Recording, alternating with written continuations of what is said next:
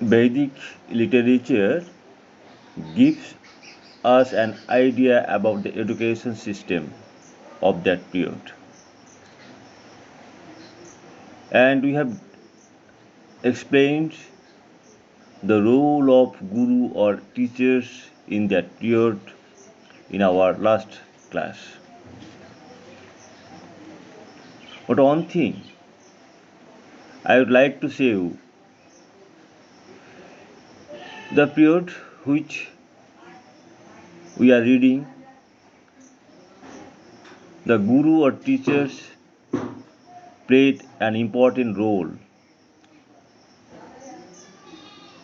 and mainly the teachers were the pillar of the education system of Vedic civilization. And the students are very devoted to the teachers, and they always follows the teachers and the advice of teachers, because in their early life that we call brahmacharya. In this period, all Vedic people are habituated to live in the teacher's house for taking education, and not only literal education but the some ethics or principles of life, which principles or ethics will develop their lifestyle and their future life also. They always try to keep the order or advice of the guru or teachers. Just like I have told you in our last class, the story of Aruni, okay, and who was renamed as Uddalak by his guru or teacher. Regarding this education system and some other part of their life was so important, we have gathered some knowledge from the story of Aruni, and where we saw what type of devotion was there to their gurus or teachers. Actually, and in that period, the Brahmanas and Kshatriyas have the right to take such type of education, and some another field of study,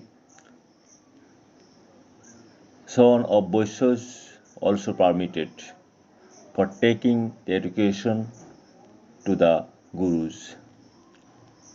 In our Varnashram system or Varnashram Pratha, where we saw the people come of a lower race, just like Sudras, they are not permitted to take the education to the gurus, because as a social division they are not permitted to take education or learning to the gurus, and some gurus are totally devoted to the upper classes of the society. So, Sudras were not permitted to take such type of education.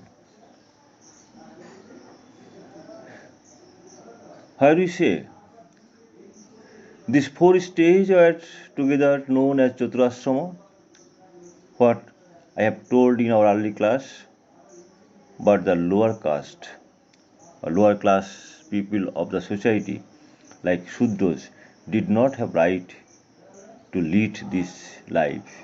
What's life? To obey the Chaturasrama. Later Vedic age, we have noticed that the Vedic religion was gradually transformed into Brahmanical religion because in that society,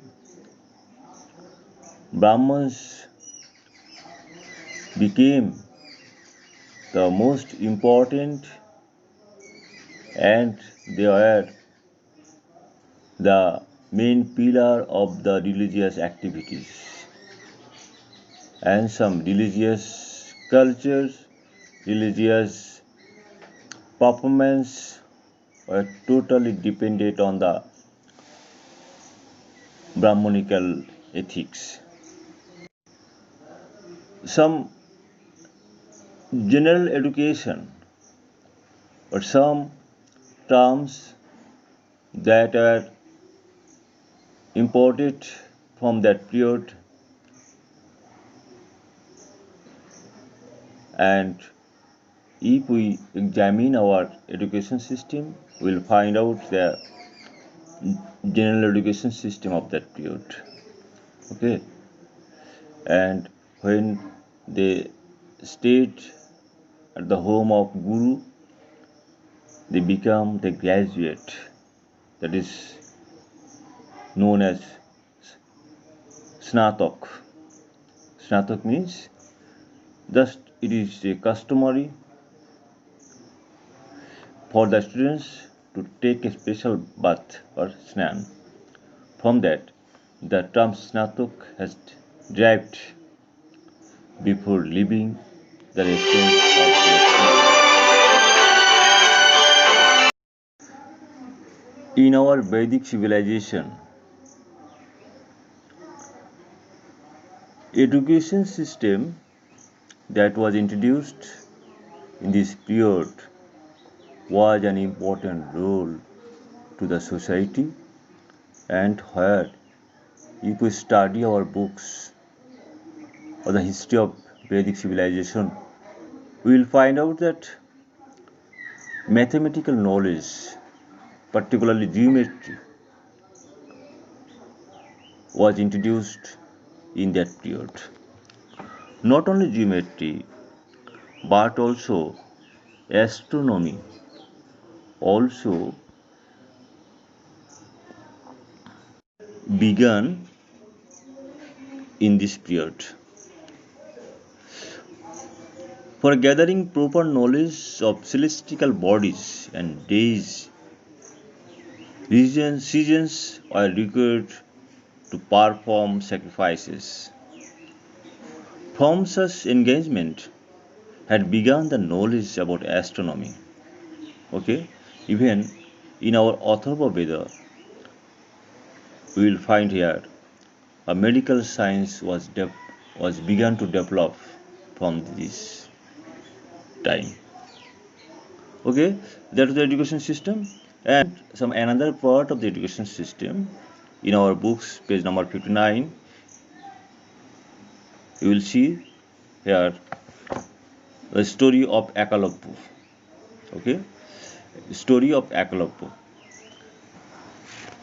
I will request you, everybody will read about Ekalabhu, which is in your books. So I could not like to waste our time. This is just a story, and this story deals with importance of the role of gurus in our society and the society system that was Varnashram and the role of so-called lower race. In this story, the father of Akalapa, Hiranyadhanu, was the king of Bhil. According to the Vedic civilization,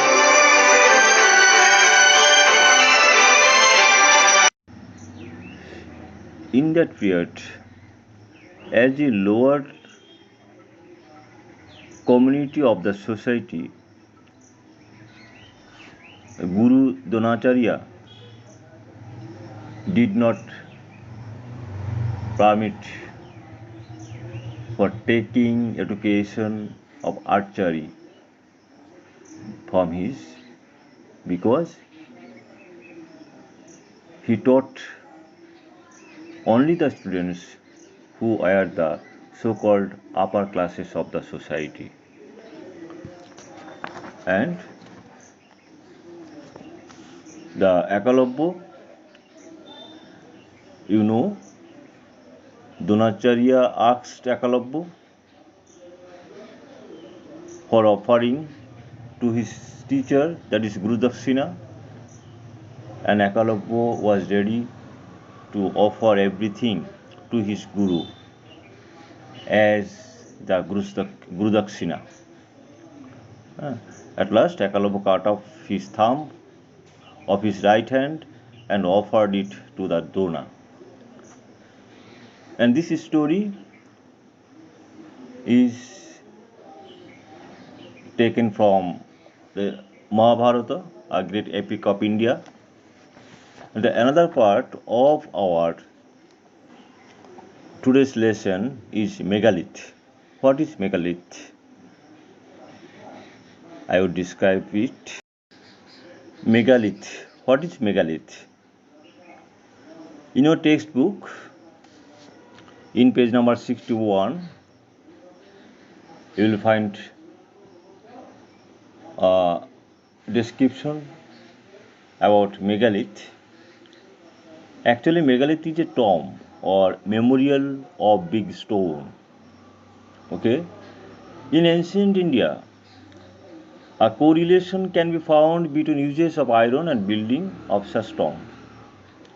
Many local communities used big stone for tombs of their respective family members.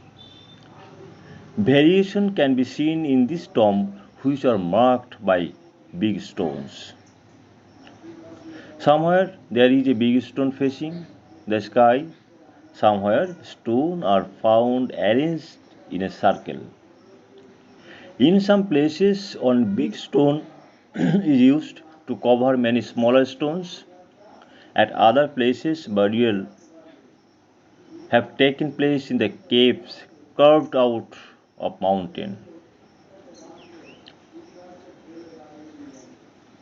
Just according to the historical evidence, we have found here that in our megalith that was classified according to the size of the stones. The stones were used for building of such tombs in that period. Okay, I would like to explain it again. So this is very simple things. If you read on time, you will get some information. So it is not so important, and I hope you all of you will read your textbook and you may get some more information that I have told. Okay, this is the everything of our Vedic civilization, that is the ancient history of the Indian subcontinent.